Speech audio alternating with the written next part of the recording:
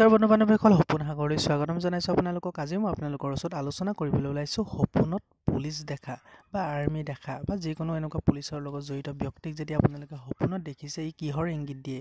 কাৰণ সপোনত পুলিচক দেখিলে আমি কেতিয়াবা ভয় খাওঁ বা সপোনতে ভয় খাই যাওঁ। যদি পুলিচে আমাক খেদি ধৰিব ধৰিছে বা আমাক গৈ পেলাই যদি জেলত সোমোৱাইছে বা আমাক বন্দুক দেখুৱাইছে বা গুলি মাৰিছে, এনেকুৱা কিছুমান সপোন আমি কেতিয়াবা দেখোঁ। এই সপোনবোৰে কিন্তু এটাই স্পষ্টকৈ ইংগিত দিয়ে যে যদি আপুনি কেনেবাকৈ কিবা ভুল কাম কৰি আছে, বৰ্তমান জীৱনৰ লগত জড়িত বা আপুনি শুদ্ধ পথত যদি চলি থকা নাই, তেতিয়া কিন্তু সপোনত এনেকুৱা আপুনি দেখিব পাৰে।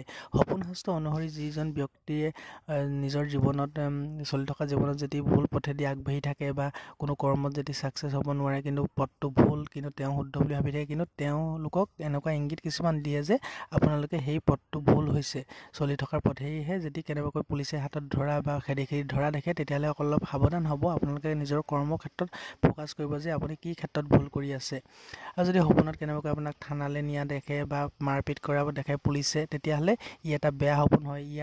এইকাৰণে আপোনালোকক ইংগিত দিছে যে কাৰণ আপোনালোকে আহিবলগীয়া দিনকেইটাত হয়তো কোৰ্ট কাছাৰীৰ লগত দৌৰিবলগীয়া হ'ব পাৰে কোনো ক্ষেত্ৰত। সেয়েহে এনেকুৱা সপোন দেখিলে আপোনালোকে সাৱধান হৈ যাব যে আপুনি কিবা যদি ভুল কৰ্ম কৰি আছে, সেই কৰ্মৰ পৰা অতি শীঘ্ৰে আঁতৰি আহক। নহ'লে আপোনালোকে এনেকুৱা সপোনৰ দ্বাৰা এইয়ে ইংগিত দিছে যে আপুনি হয়তো যাবলগীয়া হ'ব পাৰে।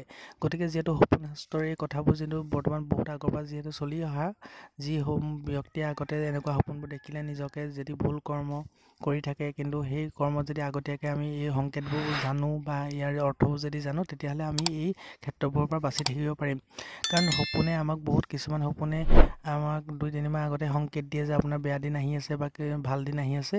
যদি বেয়া দিন অহাৰ যদি আগে যদি আমি সঠিকভাৱে সঠিক ৰূপত চলোঁ, কিন্তু সেই বেয়া দিন আমাৰ ওচৰলৈ নাহিব। আৰু যদি ভাল দিন অহাৰ আগে যদি এই সংকেতবোৰ আমি নিজে গম পাওঁ বা সপোন শাস্ত্ৰৰ কথাবোৰ যদি আমি জানো, তেতিয়াহ'লে আমি সেই ভাল যি ফল, সেই ফলক আকোৱালিবলৈ আমি আগতীয়াকৈ সাজু হৈ থাকিব পাৰিম।